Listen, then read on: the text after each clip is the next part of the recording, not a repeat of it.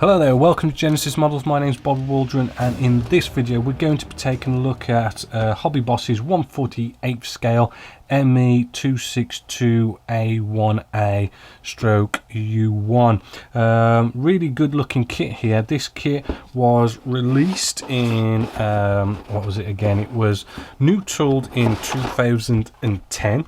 The kit that we're looking at now, this one is a rebox of that original new tool in 2010, and this one was released in 2014. So we've got a relatively new tool going on here. Now, quickly looking through the instructions, the paper is matte, okay quality, shall we say, and you know, we've got instructions here which will get us there rather nicely. Do take note, you do have an option of it's sort of like the front landing gear wheel well can be metal, right? So it puts that weight in the front to stop us from having a tail seat, which is rather good. But there is lots of detail that's going to be going into the cockpit, the MG bay, wheel wells. You know, we can have all this stuff on show. We've got all sorts of bits going on at the back here, radio equipment, batteries, whatever, you know, and the same with your the two jets. Now, this kit is still pretty much a World War II style kind of build, in the sense of two fuselage halves coming together, two wing sections coming together, and then fuselage and wing section coming together. So it is pretty much a straightforward build, which is rather good. Moving along, we've got some decals just here, nicely packaged. By the way, this whole kit was really well packaged, so we shouldn't have any problems with scratching or anything like that. Looking at the decals, you know, they are looking, you know, kind of glossy. They feel on the thin side. We might have a problem with cracking or whatever. Not so much of a problem with HobbyBoss decals, but not the best. We do have instrument display panels just here as a decal. I do like that option, sometimes depending, and the writing does look good. We'll get the macro out later and see if we can actually read that. So hopefully those decals will be rather good. Put that to one side. You do also get a nice quality satin, good quality paper, showing you your markings, what paints to use, where your decals go. You know, rather good there by HobbyBoss. They always do something like that, which is nice. We'll jump straight in. We've got some clear parts just here. Hopefully, as you can see, really well packaged. Love the way they package these up. This is, I think this is like an option front part of the canopy, but it is looking immaculate. We are nice clear canopy, no spidering or warping. You know, it is looking rather good and clear. Alright, so we'll put that away later. Moving along, first sprues I'm pulling out here. We've got a bit of internal detail. This is a new tool, so I mean, we're not seeing any kind of flash or anything like that. I do believe ejector pin marks are in good places, which I'll show you more later. You know, looking well detailed. We've got our two jet engines going on here. You know, we've got lovely surface detail going on, and also, which is rather good as well, on the inside we have sort of like the structure of the aircraft also in there, which basically saves a bit of scratch building, adds more nice lovely detail, which actually are probably, let's get out the fuselage. This is one of the fuselage halves. We'll bring you in. The plastic is good plastic going on here. It feels nice and smooth as well, not rough or anything like that. And hopefully what you're seeing here is we've got this lovely recess panel lines, recess rivets. They're looking scale. They feel like they'll take a wash, so we're not going to really have any problems there.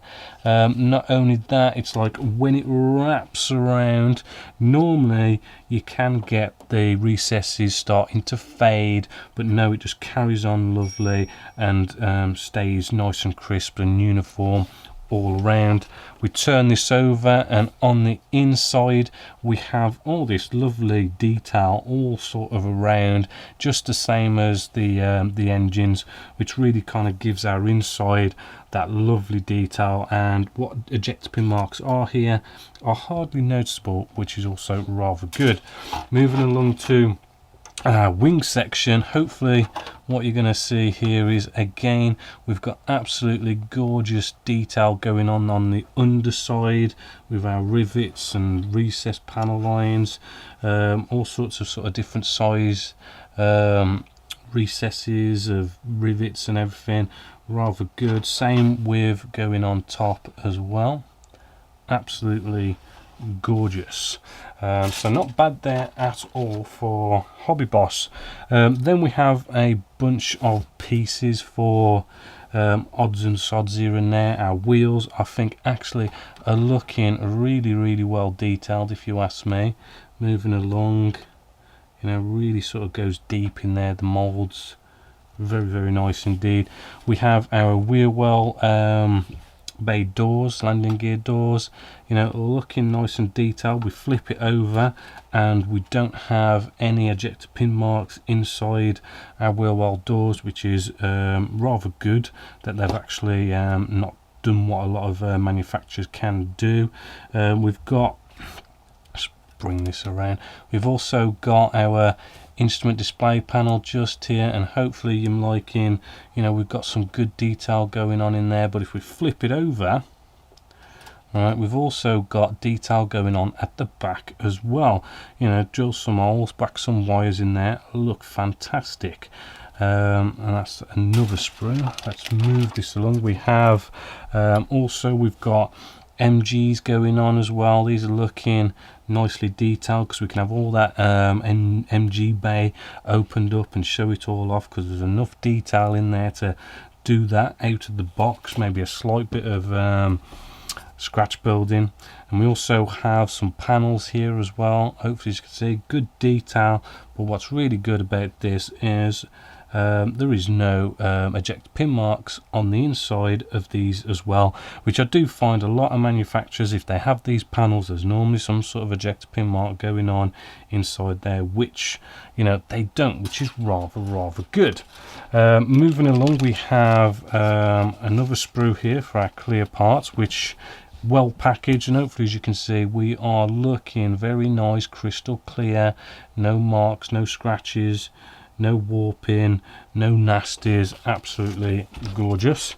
And then we also have, in this little bag here, we have a nice bit of metal, which is shaped the same as this piece just on here. So you've got the plastic and the metal part, and it's the front landing gear wheel well, and that is going to stop you from having any kind of tail sitter going on there without you having to go off and add in your own weights, which I think is rather nice and something that you do kind of see rather rare in this hobby. So all in all, do you know what, I think this is a fantastic kit. Tamiya does a nice 262 as well, but you know what, this is a newer release, newer than the Tamiya one, and it is looking really impressive, especially the amount of internal detail you seem to be getting with this kit. You can really sort of open a lot of it up, and you know, you shouldn't have much of a problem with HobbyBoss fitting.